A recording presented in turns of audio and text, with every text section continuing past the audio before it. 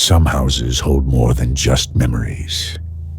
Hidden beneath their walls, in the shadows of their past, are whispers of something darker, something that refuses to be forgotten.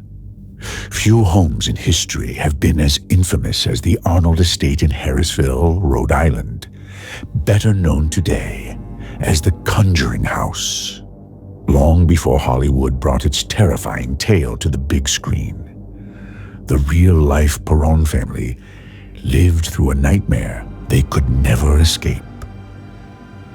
Their time in the house during the 1970s was filled with unexplained phenomena, chilling apparitions, and encounters with an entity so sinister that it left a permanent mark on paranormal history. This haunting was so disturbing that famed demonologists Ed and Lorraine Warren were called in to confront the forces that lurked within. But what really happened inside those walls? Were the Perrons victims of an ancient curse? Or was there something even more sinister at play? Join us as we uncover the eerie true story of the Conjuring House, where history and horror collide in one of the most terrifying hauntings ever recorded.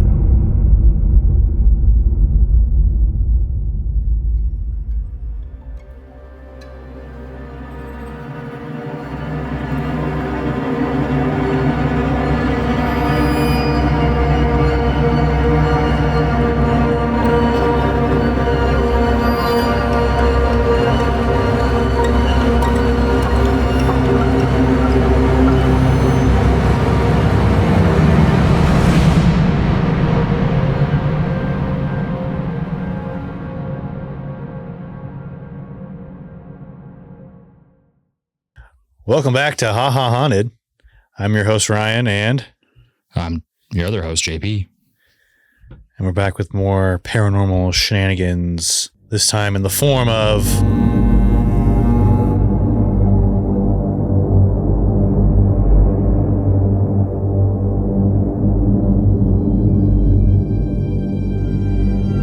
That's right, we're talking about the Conjuring House today. The original OG Conjuring House. In Harrisville, Rhode Island. The Hollywood famed Conjuring House. So they say. Featuring the Perron family. Perron. It's Perron. I was reading and I kept saying Perron. Perron. Perron. Mm-hmm. That makes more sense. Sure does. Here we are back with another episode, and I'm going to start things off again with the 1,000 subscriber giveaway is still in play. And get yourself a gift. Today, March 9th, in the year 2025, we're currently at 710 subscribers. So we are closing the gap to 1,000. So keep sharing the videos on the channel and liking the videos if you enjoy them, which I have been enjoying them. Well done. But yeah, the Conjuring House. Before we move into the Conjuring House, I may have another update for our last episode. Faux Emily Rose. About Emily Rose. About the Is this another stupid joke you're going to tell me? No. Did she go on a comedy tour too before her death? No, she does not go on a comedy tour. It's about her death. Okay. So after they got out of prison, like the parents and the priest. Did both priests go to jail or just one? I think both. I can't remember. All of them were charged. Okay. So both priests out, right? Right. They both left the Catholic Church and stopped. No. I know where you're going with this. And they joined Reverend George. I knew this was going to go somewhere stupid, dude. Oh, you ruined it, man. I sniffed it out. Yeah, you did? I snuffed it out. Dang. I thought you were going to say like they started their own improv group. No, they said Reverend George was hella funny. We're gonna follow in his footsteps. We're going to join him before he retires.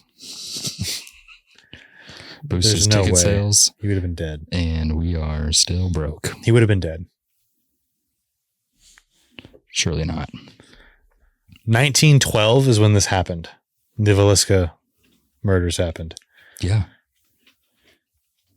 He was a funny guy. He's going to live forever. 50 years later. What if he was like 25? 54 years later.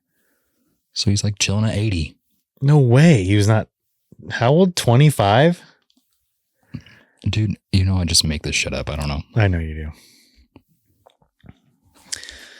Anyways, God. You just derail these episodes Sorry. before they even get started. I was trying for that. But the Conjuring House is based on an actual true story. It's not just Hollywood, not just brilliant, captivating Hollywood screenwriting. It is screenwriting.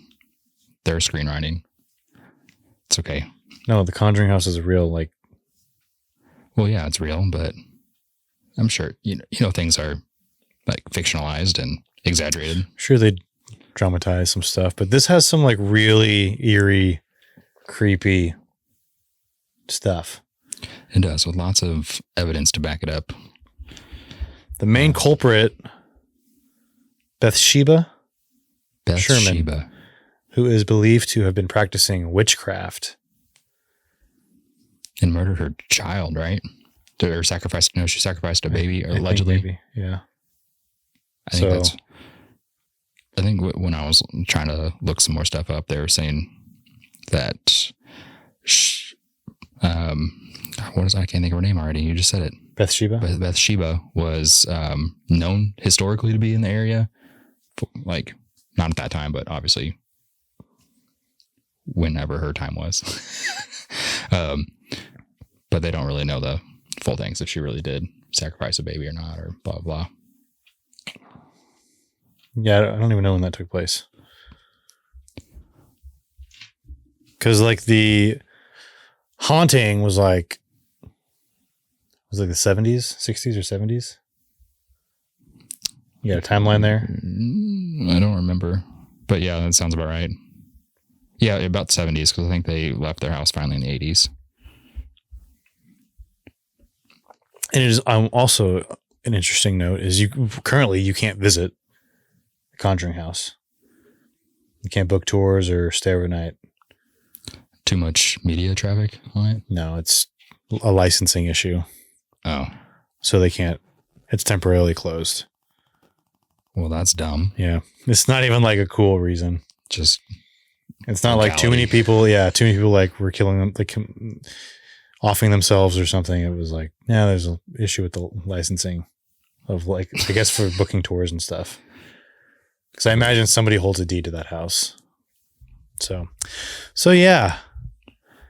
The Conjuring House. Well, tell us about the history of the Conjuring House and let's build up to present day. Well, nestled in the quiet village of Harrisville, Rhode Island, stands a farmhouse built in 1736, known today as the Conjuring House. This seemingly serene residence has a history steeped in tales of... Steeped. God, I know. That's why I stopped, dude. I think my Adderall's wearing off. Constructed in the 18th century, the farmhouse was originally owned by the Arnold family. Over generations, it bore witness to numerous lives and events, some of which have become the foundation of its haunted reputation. Stories suggest that several tragic incidents occurred on the property, including drownings, suicides, and all contributing to its eerie legacy. In the winter of 1971, was meant to be the start of a new chapter for Roger and Carolyn Perron. They had saved and worked tirelessly to move their family into what seemed like the perfect home, a sprawling 14-room farmhouse in Harrisville, Rhode Island, with their 5 daughters, Andrea, Nancy, Christine, Cindy, and April. They looked forward to their life in peace in the countryside, away from the hustle and bustle of the city life. But for the moment they stepped foot onto the property, something felt off. At first, it was little things. Carolyn would find the broom missing from where she had left it, only for it to reappear somewhere else. Small piles of dirt would appear on the freshly cleaned floor, almost as if someone or something was trying to undo her work. The girls began to whisper about unseen hands tugging at their blankets at night, and doors creaked open on their own. And then there was a smell. Make your dumb joke. Like, what was that smell? Like, obviously it's a ghost because what's her face doesn't take whatever. What are you talking about? Oh, I don't know. What is that? What was the smell though? Like, sometimes it was a sweet, almost floral aroma would fill the air, as if an unseen presence were passing through. Other times, a foul stench like rotting flesh would invade the rooms, making the family uneasy. no, someone just ripped a fart and was like, See, there you go. Yep. It's a exactly ghost. Yeah, it wasn't me, it was a ghost. But I mean, like, if you smelled something like pleasant, like, Like what? really kind of inviting, you know? Like who lit a candle? Who? Well, we had to light a candle after Dad After Dad. cut one and was like, oh, And then he left. paranormal. Yep, just the ghost, not me. It wasn't long before the unseen inhabitants of the house made themselves known in more unsettling ways. As the days turned into weeks, the Perron's family began to see full-bodied apparitions in their home. Some were harmless, like the kindly old woman in the gray dress who tucked the children in at night. What? Others were far more sinister. Oh my God, dude, I would pay a ghost to be a Put the live-in kids, nanny. yeah. Go put the kids to bed, please. Just clean that up. Please. Make dinner.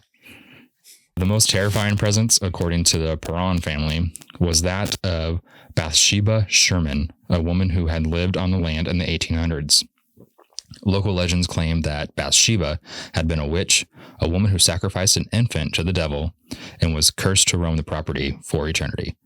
Though no historical records confirm these claims, the Perrons had no doubt that her spirit remained. Carolyn, in particular, seemed to be the focus of Bathsheba's wrath. Strange bruises would appear on her body overnight, dark fingerprints seared into her skin as if something had grabbed her in her sleep. She would awaken to the feeling of an unseen force pressing down on her chest, making it impossible to breathe. Pretty sure that's just called anemia. You just have angina. Just some angina too. Yeah. You have angina and anemia. Come on, man. Easy. Getting your iron levels checked. Iron level 4. Yeah. Level 5. Bet you get your iron fixed. Why is mom passing out? Well, her hemoglobin's 5. Yeah. She needs a transfusion. It's not a ghost. Nope. Her iron's low. Iron's low. Everybody grabbed her on the arm and then she has fingerprints. Yeah. Like what? Come on. It's kind of crazy to think about. The entity seemed determined to drive the mother of the household away. Objects would be thrown across the rooms. Doors would slam shut violently, and Carolyn's health began to deteriorate rapidly. And then there were voices. At night, whispering echoes filled the house. Sometimes it was a low murmur, too faint to make out. Other times, the whispers grew louder, insistent, and filled with rage. Get out. That's what it said. Yeah. Or, get out. Like her health began to deteriorate. Like, why are we blaming that on paranormal? Because she was fine until we moved into the house. And now maybe there's mold in the house. It's the 70s, lead-based paint. Yeah, mate, you probably have lead poisoning, and now you're dying of lead poisoning. Oh. But like, I don't understand. I don't understand the, like, when people are like, oh, my health started to deteriorate, so it must be the ghost. Must be. Well, they having a bunch of other things happening, I guess. The things being thrown around the house, doors slamming, unexplained. No, I get that, but I'm like, why are we attributing the health to paranormal? That could just be your health. Like, you could just be in bad health. Could just have low iron. Yeah. I don't know. It was maybe just something else to blame it on him. Like black mold, lead, asbestos, like... No, we're all victims, so... Anyways. The night that changed everything. When everything got real... Bad. There we go. The most chilling event happened late one evening when the family gathered in the living room. Carolyn had been acting strange all day. Distant, tired, not really herself. Is Carolyn the daughter? No, Carolyn's the mom. Oh. She was distant, tired, and not really herself. So she was just being a wife. Just kidding. I'm just kidding. Being a wife at home with these children, and her hemoglobin's 5. Yeah. So, yeah, she's tired and not herself. As the family sat together, her expression suddenly twisted into something unrecognizable. A glucose of 12. Nobody checked a glucose. Nobody checked her sugar. She was in deteriorating health because she was an undiagnosed type 1 diabetic. Just hypoglycemic, anemic. Just not doing so hot. And Ghost is just sucking it all out. We got dads ripping farts, blaming the ghost. We got mom with undiagnosed diabetes and undiagnosed anemia. And we're going to blame the ghost. Around just like, I'm putting your kids to bed, man. And you're going to sit here and blame me for your deteriorating health? I'm stuck here for eternity, and you're going to say I'm the one shitting? Yeah. It's not me. Yeah. You can't see or smell my ghost shit. Oh, my God. So after they said her expression suddenly twisted into something unrecognizable. What does that mean, though? Huh? Her expression. Oh, because they said her head snapped back violently and guttural. I don't even know. Her head snapped back violently and guttural, inhuman growl escaped her lips. Her body contorted like that. Yeah. She's the one taking. The ghost is like, I told you. Yeah. It was her. Blaming me. Her body contorted unnaturally, and then, as if it was controlled by an unseen force, she was lifted from the floor and thrown across the room. The children screamed. Roger, the dad, rushed to her side, shaking her, calling her name. Carolyn's eyes fluttered open, but something was wrong. She was gasping. Her skin was clammy. Again, she's anemic, hypoglycemic. Probably now she's having a heart attack. Epileptic. Yeah, just she needs an ER or call Ed and Lorraine because she needs exercise. Oh. I was like, what? Our executive producer has just showed up. Just a head just popped out. Do you need the headphones? Kick my camera this time. I'm going to toss it. You got to catch it, okay? Well, it was after this horrifying event that Roger Perron knew they could no longer endure this alone. Again, that's why they're going to go and find... By the way, this is Bathsheba Sherman. Like, that is not a scary looking person. I don't know. It's like, damn. What's up, witch? Like, she's the witch. She's a witch. An alleged witch. Alleged witch that... Possibly. Well, possibly. But, like, that's not a scary looking woman. I know. But yeah, that's Bathsheba Sherman. Anyways. I don't even know. Here's how they portray her, like, in the movie. They said, let me see. So we can't have anybody like liking her. That's scary. Yeah. She said, I haven't showered and I'm dead, all right? Time for the The Warrens. The Warren investigation. Warrens are here now.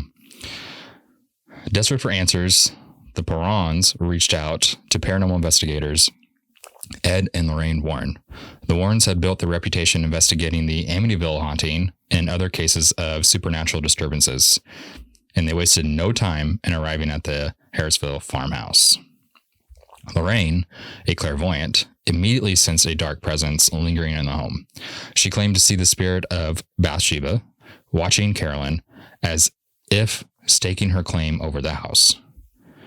The Warrens conducted several investigations, capturing eerie voices on tape and documenting unexplainable phenomena.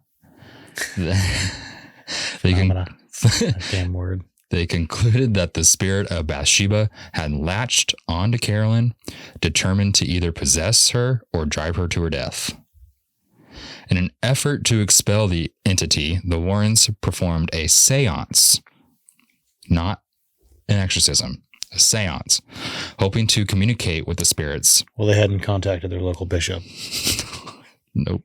We'll just talk to we'll talk to her first. See, hey, are you there? Let me call my bishop after. They're hoping to communicate with the spirit and rid the house of its malevolent force. What happened next was beyond their control. Oh, doing a seance? Yeah, right. Sorry, guys, I messed up. Yeah. Didn't mean it, all right? I don't know why she's so mean. During the seance, Carolyn once again convulsed violently, her chair lifting off the ground before crashing back down. Her body twisted, and otherworldly voice erupted from her throat, screaming obscenities. Shoot! Darn it! You lint liquor!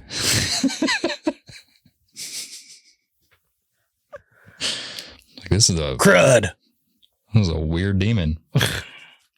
During the seance conducted by Ed and Lorraine Warren at the Perron family's farmhouse, Carolyn Perron reportedly exhibited alarming behavior suggested of possession.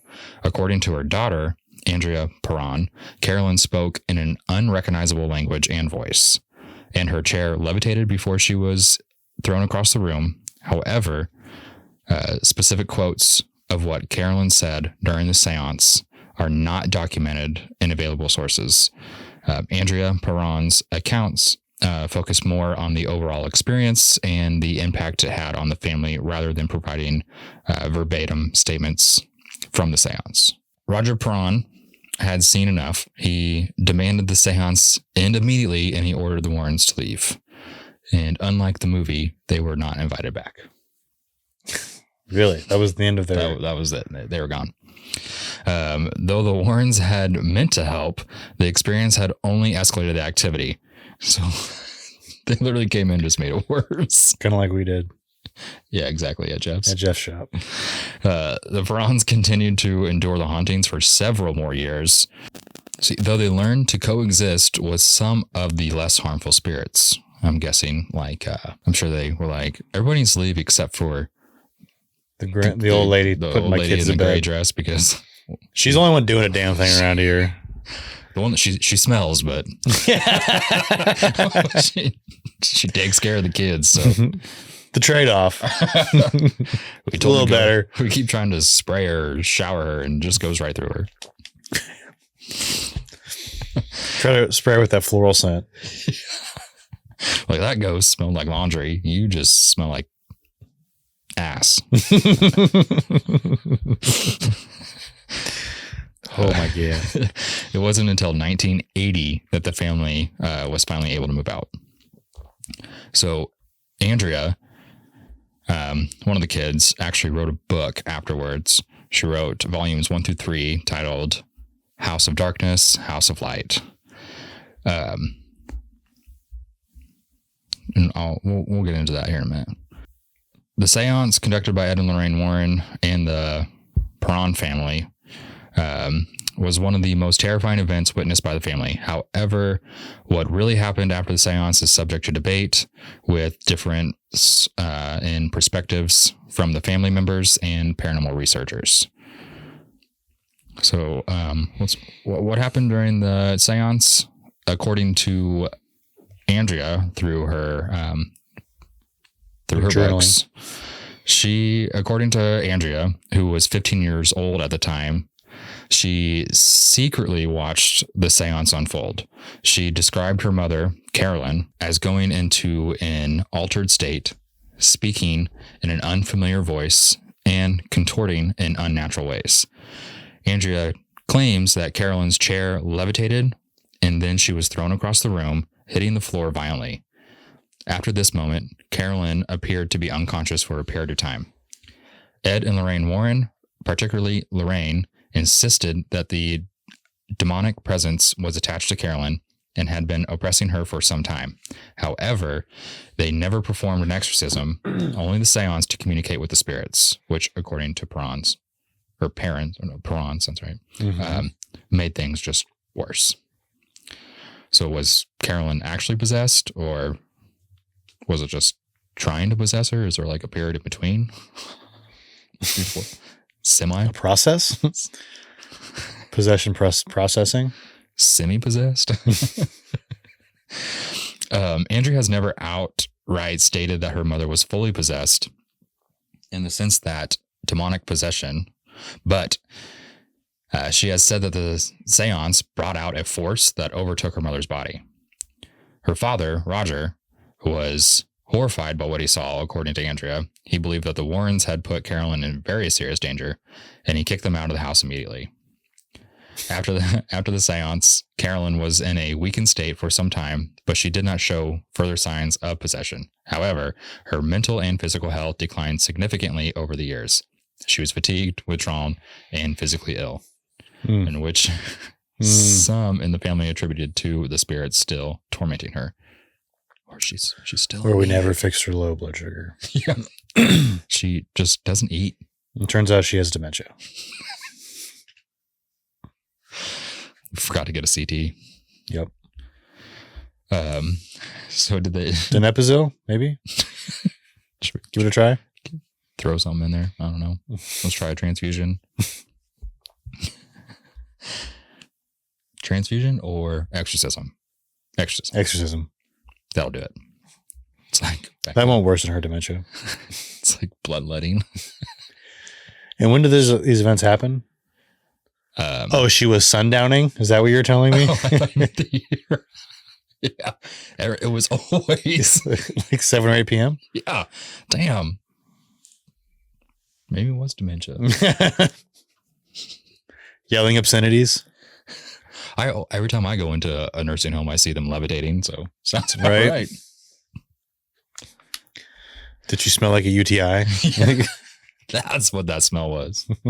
The ghost again. Again, not me. Yeah. Oh my God. Carolyn. Sorry.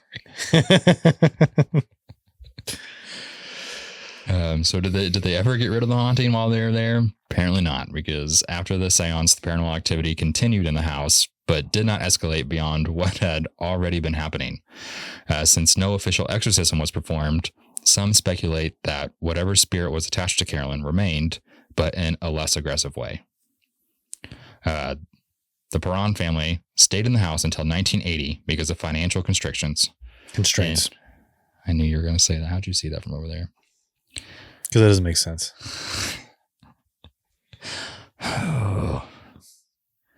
The Perron family stayed in the house until 1980 because of financial constraints. Andrea has stated that her mother was never quite the same after their time in the farmhouse. I don't want to be either. No kidding. I wonder, 1980 they move out. She's like, I'm no longer anemic. Yeah. My blood sugar's fixed. Yeah. She's like, I started eating, regulated myself with insulin. I feel great now. Took some excess iron. I feel great. Started eating steak and spinach. She said, I knew being a vegan was going to be bad. Anybody that's been possessed, must low iron. That's a trend. Everyone's like, oh shit, they were all vegans. Solved it. So, what does Carolyn say about all this? Since we heard from Andrea, Nothing. Carolyn She has had nothing to say about it. I'll answer that for you. She has dementia and her blood sugar is 12, so she's not really a reliable source. So she's altered all the time. Altered, double negative. So we can talk to her. No, it's not that kind of double negative. Carolyn has rarely spoken publicly about the seance in detail. She has confirmed some of the haunting details, but has kept many aspects private. She does not seek attention from the paranormal community and has never fully confirmed nor denied whether she believed she was possessed. Because she's embarrassed because it was her low blood sugar and her anemia. So finally got a glucometer and I finally got a Dexcom. I got a Libra. And we're good now. I took my iron pills and Bathsheba went away. Yeah, weird. Speaking of Bathsheba, so Bathsheba was a real person. And according to All That's Interesting, there's a nice little article on her. She was actually born in 1812 and married a farmer named Judson Sherman. That's where we get Bathsheba Sherman. Her maiden name, sorry for the dinging. Her maiden name was Bathsheba Thayer. Her and her husband would have a son named Herbert. Jesus, how do you turn this off? Just okay. Thank you. They had a son, Herbert. And him? what? No, that's Bathsheba, according to Hollywood, which we saw the real Bathsheba. Dude, these are way too many texts coming in right now on this computer. I can't even move my screen. Look at this. There we go. Anyways,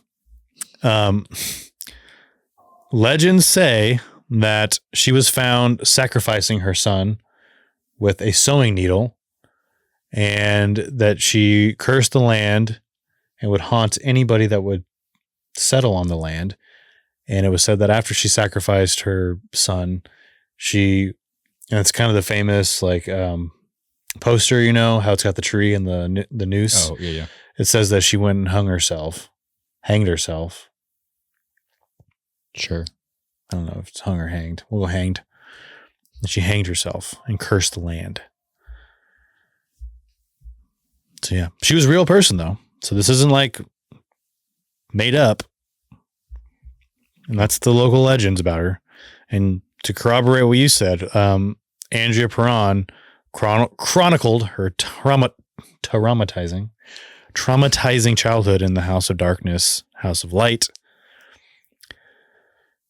So yes. And it says the Perrons have never wavered from their accounts or stories. Yeah. So it's like, I tend to believe that, you know,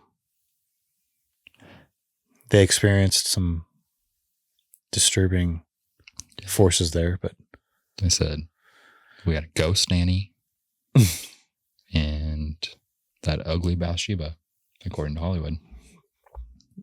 And as you saw, when I post this picture, she is not ugly. Yeah, she's a mildly attractive woman. Like, you don't think anybody that looks normal would sacrifice somebody? I'm saying compared to this. So I'm gonna make this shit a lot worse. Hollywood's like, we have they received some, what are those called? I can't think.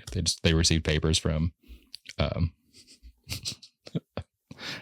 Kardashian lawyer. Ghost lawyer. The ghost lawyer for his ghost client. And this is the Perron family minus the dad. I didn't know they had that many kids. I don't remember there being that many kids in the movie. Yeah. You didn't hear me list them off? I did hear you list them off, but I guess I just wasn't thinking about that. Do you know she's in that movie? Or she's in the movie? She is? Mm-hmm. The actual Lorraine? Yeah. Who is she? When they're... Well, cameo? Yeah. When they're... it's the first one. when they go to the school for their presentation or whatever, and the mom's like drives there to be like, please come help our family. When they're giving their presentation to the whole class, when they turn around and kind of pan over the whole or all the people and just kind of like go over everybody, she's sitting in the front row. Little cameo action from Lorraine Warren. Pretty cool. Well, so you mentioned this. It says Carolyn Perron was finding neatly piled dirt in the middle of a room she had just finished cleaning and with no one at home. Meanwhile, Andrea was being tormented nightly by a malevolent female spirit with a bent neck. Was that in the movie? I don't think a bent neck. I know there was like a little creature like on top of her wardrobe that would jump out. I thought that was Bathsheba. Oh, maybe that one. Maybe. She believed a female spirit with a bent neck she believed had been hanged, and she believed it wanted to possess her mother to kill her and her siblings. This sounds like Amityville Horror, where it literally tried to drive the dad insane so he would murder his family like the family before him. Right. Whoever the spirit was, she perceived herself to be the mistress of the house, and she resented the competition my mother posed for that position, said Andrea. When Carolyn Perron heard of this, she contacted a local historian who told her of Bathsheba Sherman and that she enjoyed starving and beating her farmhands. The record showed the Sherman farm had been in the same family for 8 decades, and that many who lived there died oddly, drowning, hanging, murder. Oh, so Bathsheba was a dom.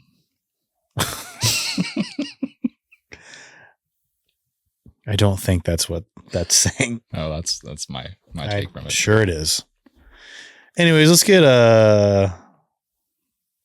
back to what you have here. Well, I was just going to talk about her chronicles, her books. her books. They're pretty good. You should read them. Have you? Of course I have. Okay, no, you haven't. Okay. You can barely speak. There's no way you can read. I can read. Serene. What was the other one you messed up today? Steeping. Stepping. You couldn't speak either. So nice try. I fumbled over a sentence because I have a speech impediment. So thanks. No, you don't. Don't try to gaslight me to make me feel bad about you. Well, what do you think? Do you think Bathsheba was a witch? Do you think she was... And with the information that you just learned that there's record of her starving and beating her farmhands, you think she was sacrificing people? She could be. With odd deaths? Do you think she was the spirit that was tormenting Carolyn and the family? I'll be honest with you, I gotta go rewatch this movie. It's hard to say because it's hard to pinpoint who, if it was actually her, because then at that point to be able to possess, I feel like you have to be a demon to be able to do that. You do? So at least that's kind of the belief on it. Oh, I don't know that's that. what I would assume. And so normally when they're doing exorcisms and they say, I mean, per Hollywood too, that yeah, you're basing this off of Hollywood. no, I'm saying they say it as well. What is it? If you finally figure out who, like, the demon's name. Yeah, you have to call it out by name. Yeah. And that's how you can send it back. I think it just gives it less power. I don't know. In the movies, in every single Conjuring movie, that's what they do is they always have to figure out the name.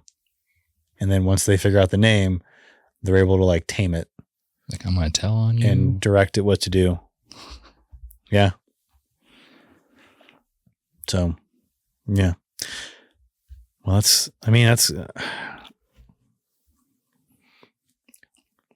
don't know. So to say if it was her, really, maybe it was her haunting because she wasn't actually possessed. I mean, that's probably where it's coming from. Hard to say that she was. I mean, again, we need to really rule out some medical causes before we just jump in. But I mean, the other accounts of like, I don't know how you would. I would need more context on like the piles of dirt. You know, Like the size of them and what kind of. well, like where is it located? Like what rooms? Like unless there's like a way you can explain it. Like if there was like a window open or something, and there's like, Oh, I see what you mean. you know what I mean? Like a critter got in or something and brought dirt in. My dogs bring all kinds of stuff in the house. Just dirt everywhere. Not everywhere, but I mean some places. Ah, the dogs. So you wouldn't need more context on that, but I mean like the accounts of feeling like something's tugging, like grabbing your leg and leaving imprints on your skin. Opening again, I've already mentioned like the door thing. Like it's a draft Yeah. at your house. Or if the house is settled, or if it's like on a hill or something. And When you said, I don't know, it was the light. I don't know. He's like, when you were talking about yours, talking about what? that like little girl that you saw at your house and you're just kind of like trying to say, like, I don't know, maybe it was like the light reflecting off of like the symbol, or like, Yeah. it was a draft. I'm like a Raggedy Ann doll draft. Like, What? Like move the symbol. yeah, but I thought when you were saying like, No, because I think it was like light reflecting off of the symbol, and like a draft or something like moved it. oh, okay. Yeah. I thought you were saying like the draft. It's like, I don't know, maybe it was a draft. That's why I saw that. No. Like, I was like, that's a weird draft. Just blew in a apparition.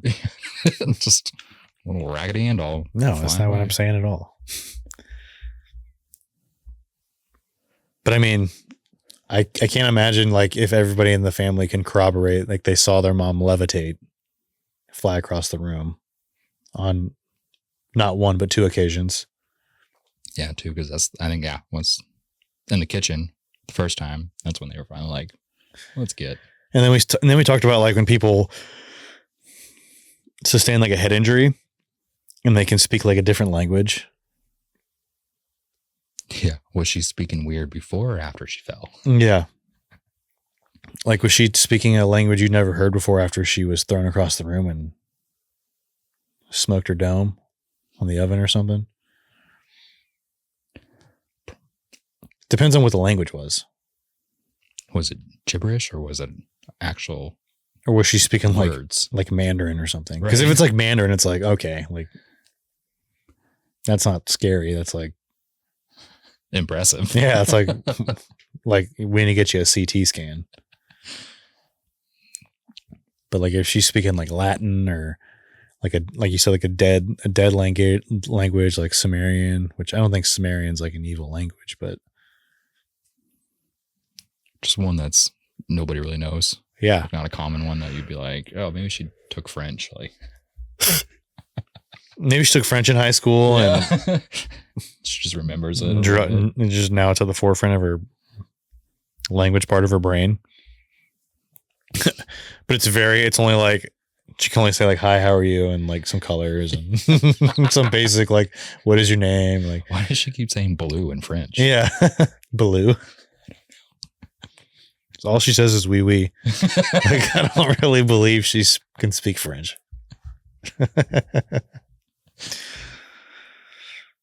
Yeah.